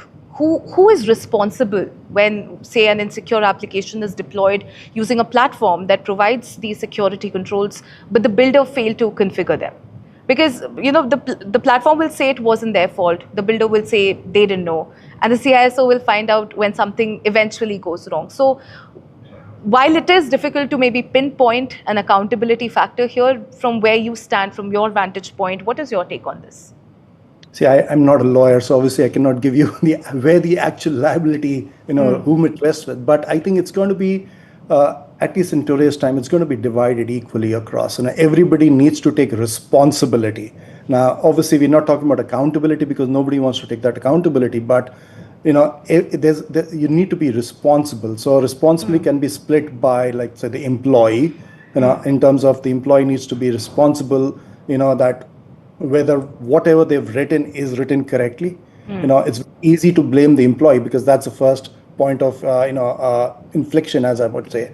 The enterprise is liable as to how they configure AI, let's say, internally throughout the enterprise. We can also put liability on the agent developer who's developing the agent as to how it is built, whether he put in the guardrails or not. Then obviously it is the model provider itself. Who is providing, whether you had the model provider can say, look, I've given you the model, it was misused to provide you the results that you wanted, you didn't put the guardrails. Or it is cloud operator who actually hosts the entire thing. Typically he could be the least liable in that group because it's more like I'm providing the infra. So liability can rest at any level. but it's really who takes the responsibility for it. So it's like in most of the incidents, it is a shared liability across the domain. But we do not have any, I don't know whether there's any law or any rule which states or pinpoints who's liable in today's area. Okay, all right. I also want to talk about the fact that how do we really detect an attack using legitimate credentials? Because I think this is the part that keeps, I would say, security teams up at night. An agent acting through an authorized account looks exactly like, a legitimate user from the outside. The credentials are valid, the tools are approved. The actions may individually also look normal, but the combination and the intent behind is not, right? Manish, the question is to you. How can security teams identify these harmful actions when, the identity and the credentials are completely legitimate? And could agent-driven intrusions already be, hidden inside ordinary enterprise logs right now? Is that possible? Sure. And this makes me recall, I was studying about this whole incident that happened between the OpenAI and the Hugging Face. Yeah. And one of the possibilities that was revealed is that maybe the amount of data which was being generated was so extensive that there was not enough human manpower to even analyze it. Right? And that's where the answer goes, Andhra. That one of the ways to potentially detect, if something is going wrong, is towards the bottom of the typical 4-layered pyramid that we talk, and something which is referred as continuous monitoring and incident response. There is a need to have a continuous monitoring of the AI behavior, the patterns, and then be prepared to figure out how to respond in case of any anomalies. Now, how much of that continuous monitoring can happen, how to do it, maybe you need to have an AI agent itself to do a continuous monitoring for the amount of data which is being generated. And then that AI agent needs to be given enough training, enough guidance to highlight and alert that this is not the right pattern of a job being done, right? So one answer, it has to be continuous monitoring. That is the most recommended mechanism for us to do it. We should just not let go an agent to just do the things on their own. How they are doing it, what they are doing it, I think that pattern really helps us to do it. Continuous monitoring and responding to AI-related alerts and threats is where the answer lies, Andhra. All right. And would you say human intervention would be a big part of that security line? Would you say that? That's an answer you can edit for me across my entire session. Human in the loop is the only way, which I mentioned is a very big way. That is the way. There is no shortcut to it. All right, Manish. Thank you for that. Nitin, should security systems, evaluate business purpose behind an action rather than just the action itself? Because, the traditional model is, did this credential do this action? The new model needs to be, I think, did this credential do this action for a reason that makes sense? Right? So where do you stand on that? See, if I look at it from our point of view, when we talk about check marks and how we treat AI, or how we, when we write code or the way we try to protect it, we say that security has to be a continuous process. And it starts right from the minute the code was generated. So when the minute we write a code or we download some code, we run security scans itself. And then it continues before it goes into the repository, and after it goes into the repository, it checks for everything. So typically, that's the way we think that AI models will also need to be, built. That security has to be at the forefront rather than being an afterthought and coming in when the incident happens. It's got to be more protective than rather than coming back as an afterthought. Okay, all right. Manish, just help us understand this. Can organizations actually, reconstruct an agent's complete path of decisions after an incident? Because, if you can't reconstruct what has happened, you cannot learn from it. And you probably also cannot prove what happened legally either. So does that already take place? Does that happen? I haven't seen it, but theoretically, yes. And I think that's where the fundamental of Nitin mentioned about reversibility. One of the biggest problems, the fundamental problem is that you may expect A plus B is equal to C as a human. Yeah. Agent will get you C. But for sure, it may not be A plus B. It could be some weird combination of things. As long as it's C. Yeah, you get C. So when you do not know what is behind that black box, and then it is very difficult for you to make that change, right? But Absolutely. as I said, that if you can't do it, the only way for you to is to do the correction and re-course and retrain that this was not the right example or right thing to do. Have I seen it in my corporate life working with enterprises where this retraceability has been done? Answer is no. But I'm sure there is a means of it, there is a way of doing it. And I think that's where the problem lies, because you'll get C, but not necessarily by A plus B is equal to C per se. And that is the scary part, that ambiguity. That's really a scary part. That is a scary part, because people don't know how you're achieving it. And is it leading to any other harm? Is it compromising something else? Yeah. The gym guy got an appointment, but I don't think the requester intended to remove the already scheduled appointment with somebody else. That was not an answer. So that's where the scary part lies, and that's what we have to work to ensure that the data which is given, the training programs, the models, those have to have the real good guardrails. Something Nitin mentioned, we use that what we call security by design. Make sure that by design those things are there. You observe the patterns, you observe it before you let it go out in the in the production environment. And again, my favorite, human in the loop is the only saving grace for you to avoid it. Absolutely, Manish. And anytime any untoward incident like that happens, the agent only has to get it right once, right? But the guardrails have to get it right each and every time for it to not happen that way. Even if the answer is C, it needs to ensure that A plus B is equal to C is what is happening, not a weird combination. So completely agree on that point, Manish. I also want to talk about whether or not can AI defend Indian enterprise from AI. Okay, so manual security operations cannot really probe into or investigate every alert or respond to automated attacks at machine speed. Now, defensive AI is, of course, the obvious answer, but there, I believe, is a deeper problem here. How much authority do you really give a defensive agent? And what really happens when an offensive agent is specifically designed to manipulate the defensive agent's reasoning?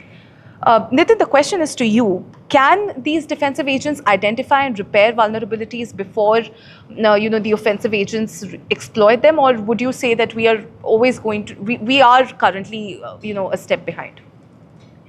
Well, the answer is yes. Defensive agents can get ahead of the offensive ones, but only if security stops being something that happens like at a checkpoint, right? It becomes something that never stops.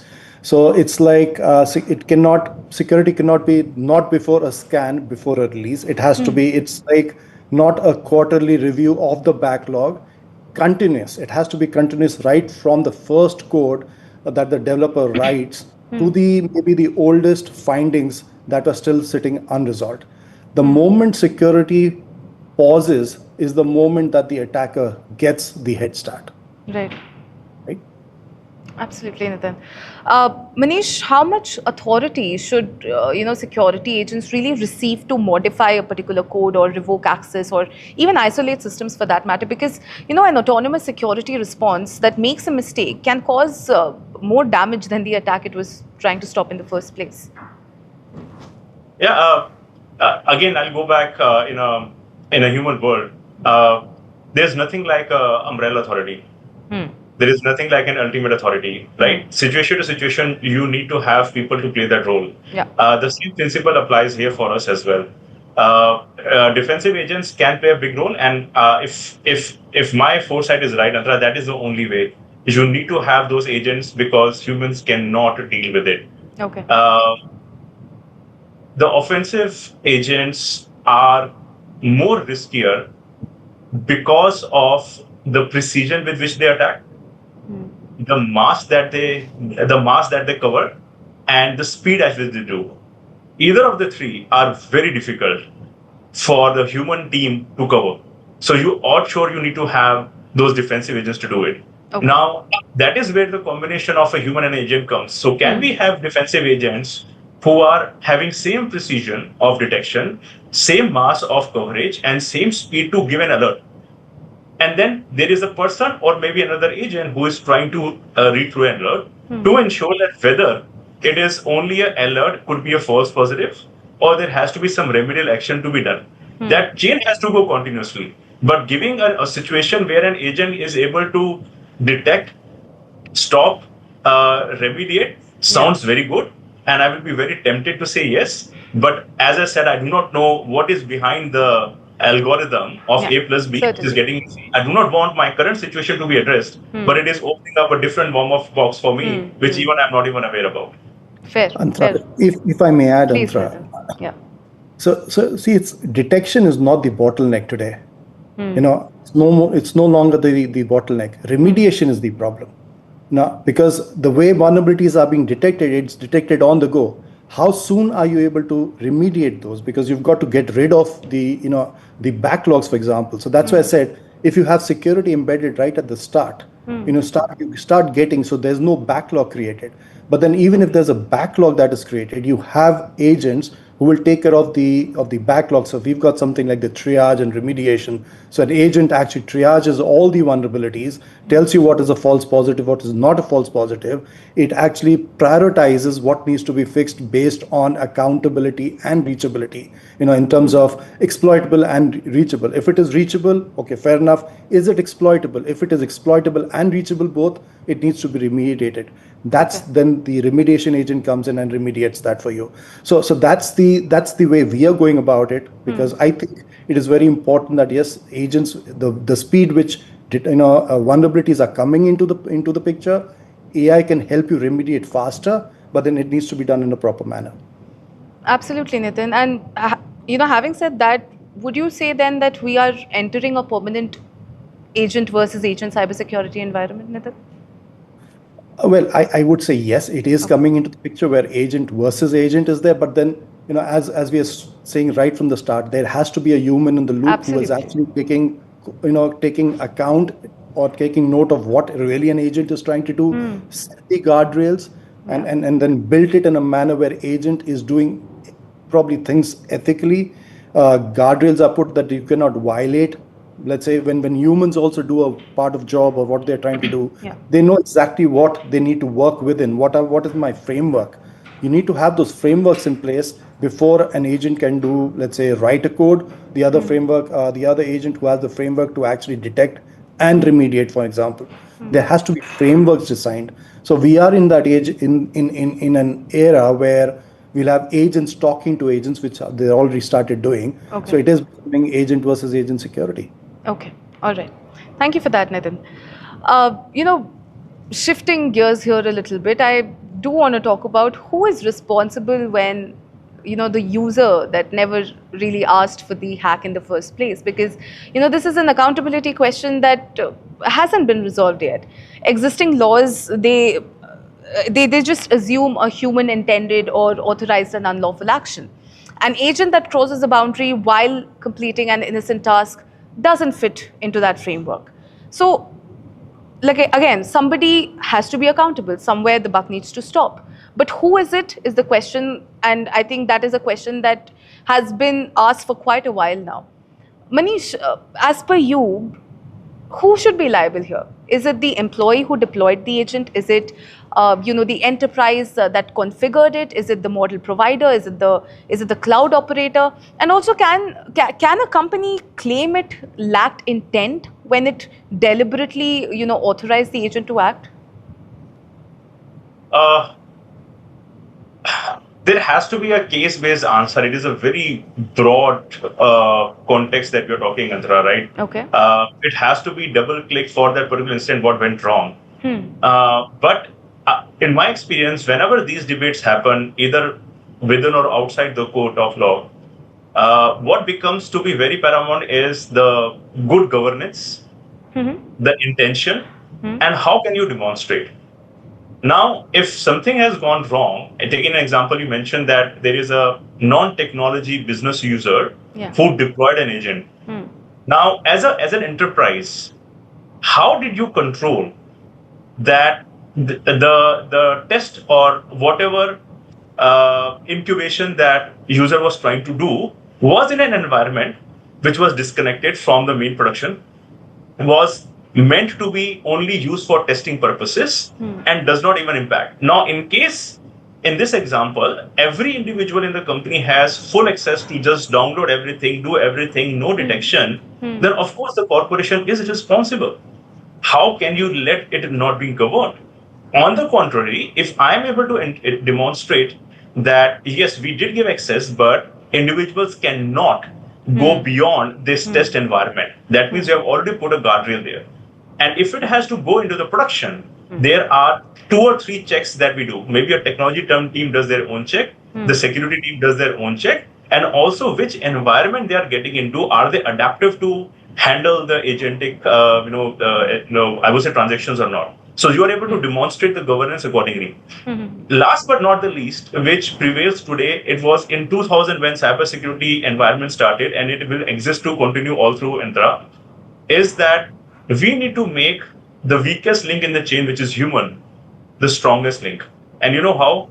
By the same old tradition of spreading awareness, of telling that what is wrong. Nobody better than human can have a sense check. This does not look like. This is not how it should be. Agents will take time. But if our users are not trained to do it, if our users are not equipped to identify those, and it will never come overnight.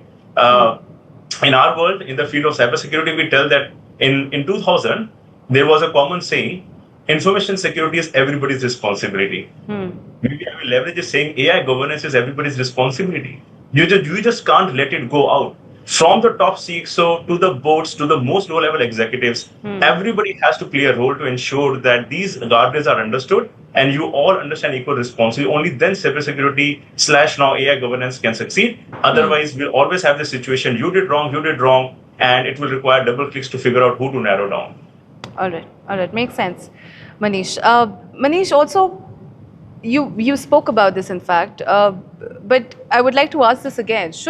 Should serious agentic incidents require mandatory disclosure and independent investigation? Because right now, like you mentioned, a lot of these incidents of this kind would never really become public unless somebody was forced to disclose them in the first place. This Melbourne story, the Hugging Face story, these came into focus because people started talking about it. But you very, very correctly pointed out right at the start of the conversation that it's not an isolated incident.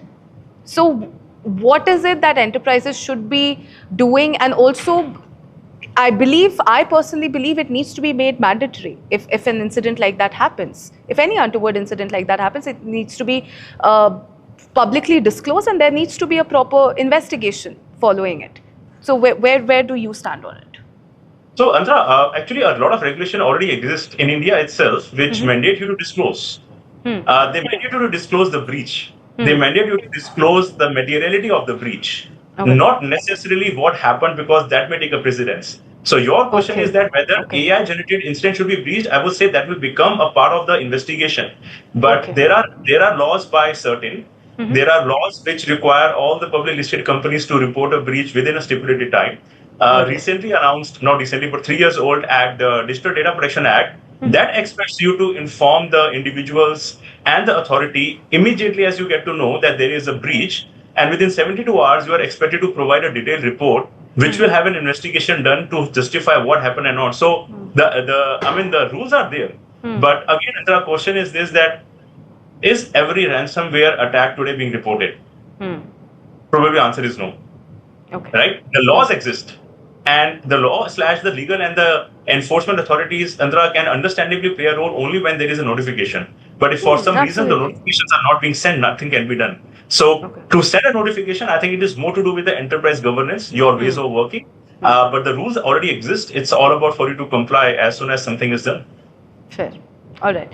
Manish and Nitin, in the interest of time, I'll have to wrap the segment, but I do have one final question before I let you go. And it is the same question for the two of you. Indian enterprises, they want agents that can, act independently and they can get things done. But can an organization safely delegate that certain authority to a system that may or may not understand the difference between, completing a task and crossing a legal or an ethical boundary? Should enterprises continue accelerating agent deployment, or should they pause and really introspect until every consequential, action can be traced to independently verifiable human authority?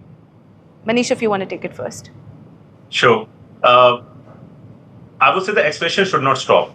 It's a great innovation that has happened to the human life. It should continue.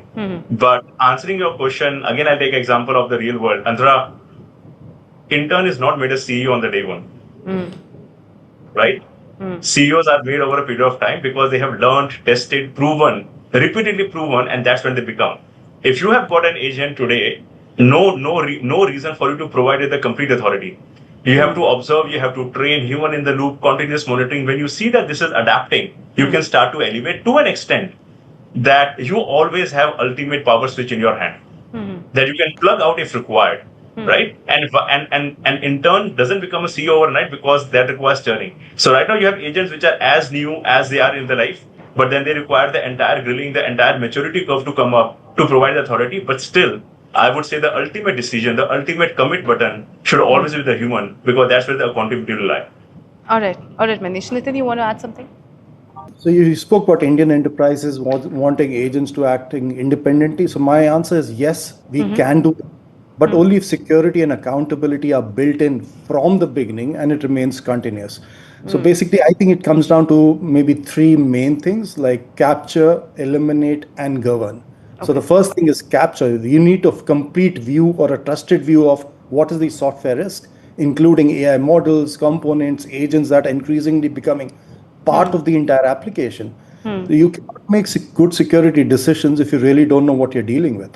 Now, second is eliminate. Once you know what is there, you need to quickly eliminate it, because the way, as I mentioned earlier, AI is generating more code, and it's the speed is really increasing. So you need to quickly eliminate vulnerabilities at the same time, at the time when they're being generated. So before it enters the code base, you need to eliminate the vulnerabilities. And for the risks which are already there, because you've not started doing software development now, you've been doing that, you need to remediate the backlog. There's a lot of backlog. And the third most important is govern. It becomes very critical with autonomous agents. Organizations need clear policies around what an agent can do, what it cannot do, and what requires human approval, and ultimately who is accountable. Now, if you really think, and that's exactly how we think, the future of AppSec at Checkmarks, capture the risk you trust, eliminate it at machine speed, and govern continuously. Okay, absolutely. I believe speed and security both would go hand in hand here. Not one would take the front seat as opposed to the other. And I think you've put it very, very beautifully there, Nitin. None of them can be compromised at the cost of another, because we had a similar conversation on a Point Break episode where the experts who had come onto the panel said something that made a lot of sense. You cannot run a race on foot when the other competitors are wearing a jetpack. So, of course, speed is not something we can compromise on, but Manish and Nitin, you've made some really, really pertinent points when it comes to, the security aspect of it in its entirety. So, thank you for that, Manish and Nitin. It's been a very, very invigorating conversation. And ladies and gentlemen, whoever is tuned in right now, I'll go back to the Melbourne gym incident. That agent, again, did not intend any harm. And that is exactly what makes this threat so very different from anything that came before. The attacker is not outside the building. It is inside. It is operating through legitimate credentials and channels. It is essentially completing a task somebody asked it to do. And occasionally it steps over a line that it did not even know was there. So Indian enterprises are deploying agents at speed, yes. The governance, the permissions framework, the accountability structure, that I believe needs to also catch up at the pace with which everything else is happening. And that gap is where the risk lives. So everybody who's tuned in right now, thank you so much for watching. Ladies and gentlemen, I'm Antara. This is Point Break. I'll see you again next episode.